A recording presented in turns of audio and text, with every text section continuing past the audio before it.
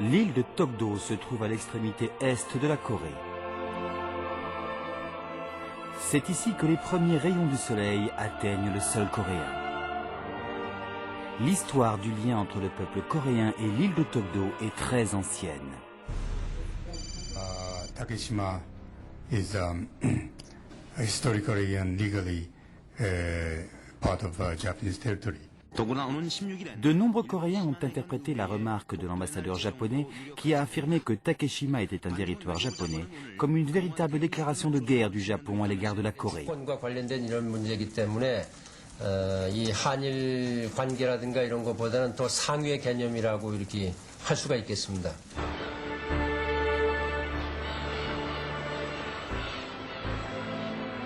L'île Rocher, traduction littérale de Tokdo, doit son nom à son sol rocheux.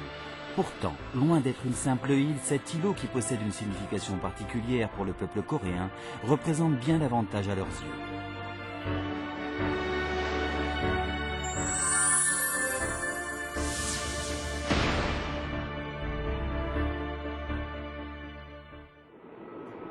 Le conseil régional de la préfecture de Shimane au Japon vote à l'unanimité l'arrêté dit la journée Takeshima, instituant le 22 février comme étant la journée Takeshima. Un conseil régional japonais a ouvertement contesté la souveraineté de la Corée sur l'île de Tokdo.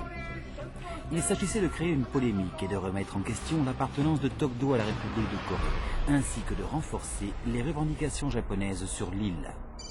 Le gouvernement japonais a ignoré les protestations coréennes sous prétexte qu'il n'était pas en mesure d'intervenir dans les affaires d'une juridiction locale. Ce faisant, le gouvernement japonais a implicitement soutenu la décision du conseil de Shimane sur la journée Takeshima. L'après-midi même du jour de vote de l'arrêté de la journée Takeshima, la décision du conseil fut entérinée.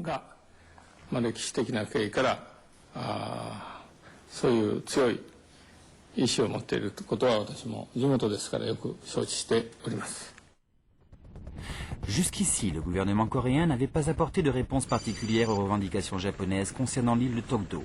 Mais cette circonstance étant différente, la réplique coréenne fut rapide et conséquente. 일본 내 일각에서 일어나고 있는 독도 및 과거사 관련 일련의 행태를 과거 식민지 침탈을 정당화하려는 의식이 내재해 있는 엄중한 사안으로 보고 단호히 대처해 나갈 것입니다. Le gouvernement coréen a déclaré que cet événement représentait le prolongement actuel de l'invasion passée de la Corée par le Japon. 제336호로 지정된 독도의 지질과 상태에 큰 영향이 없는 한 국민들이 최대한 자유롭게 독도에 입도할 수 있도록 할 방침입니다.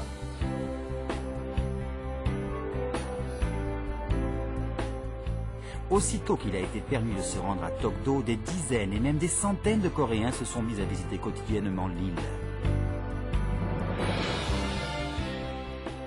Tokdo est terre coréenne.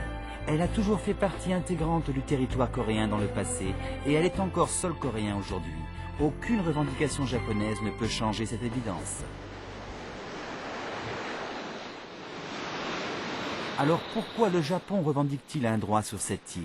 Et pourquoi le gouvernement coréen voit-il dans cette réclamation une réémergence de l'ombre ténébreuse de l'invasion colonialiste japonaise?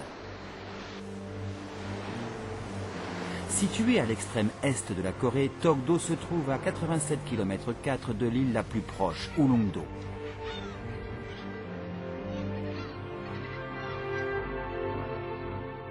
Depuis que la région d'Ulleungdo a été intégrée au territoire coréen au VIe siècle sous le gouvernement central de l'ancienne dynastie coréenne de Shilla, Tokdo n'en a jamais été séparé.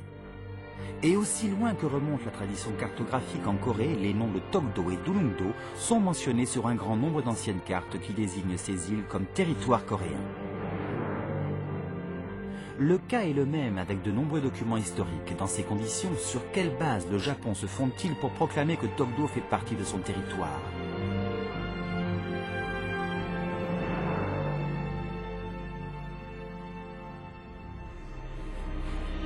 Il y a 100 ans, en février 1905, un décret a été publié par la préfecture de Shimane, la région japonaise la plus proche de Tokdo. Il statuait que l'île de Tokdo devait être appelée Takeshima et placée sous la juridiction de Shimane. Le Japon se base sur cette proclamation pour actuellement revendiquer la souveraineté sur Tokdo. Revenons 10 années en arrière, avant l'apparition de cet arrêté proclamé par la préfecture de Shimane. En 1894, le Japon se lança dans une guerre contre la Chine, alors l'Empire Qing, et cette guerre entre le Japon et la Chine a eu lieu sur la péninsule coréenne. Il s'agissait d'une guerre pour le contrôle de la Corée, affaiblie par son retard dans le processus de modernisation économique et industrielle, et le théâtre des combats était la péninsule coréenne.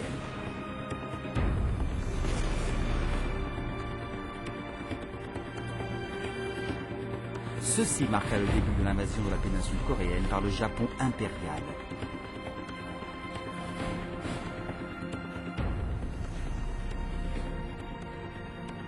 Puis, ayant acquis son hégémonie sur la Corée grâce à sa victoire dans la guerre sino-japonaise, le Japon se prépara à affronter son dernier opposant, la Russie.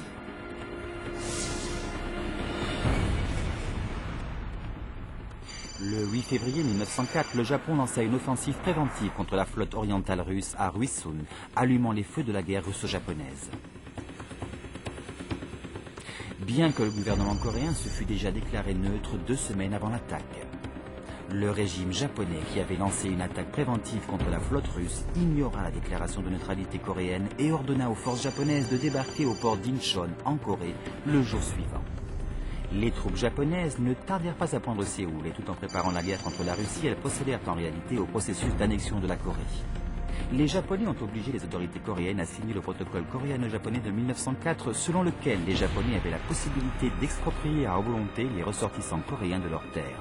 En outre, le Japon plaça l'économie et la diplomatie coréenne sous sa tutelle. De nombreux citoyens coréens qui protestèrent contre le protocole furent brutalement abattus par l'armée japonaise.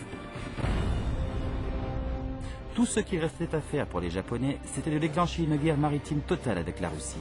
Dans la bataille contre la flotte baltique venant du sud et la flotte de Vladivostok venant du nord, le détroit reliant la mer de l'Est et la mer du sud de Corée devint le point stratégique clé. Le Japon construisit des tours de guet sur ces points d'importance stratégique et les îles coréennes d'Ulungdo et de Tokdo au milieu de la mer de l'Est constituèrent les postes avancés clés de cette surveillance.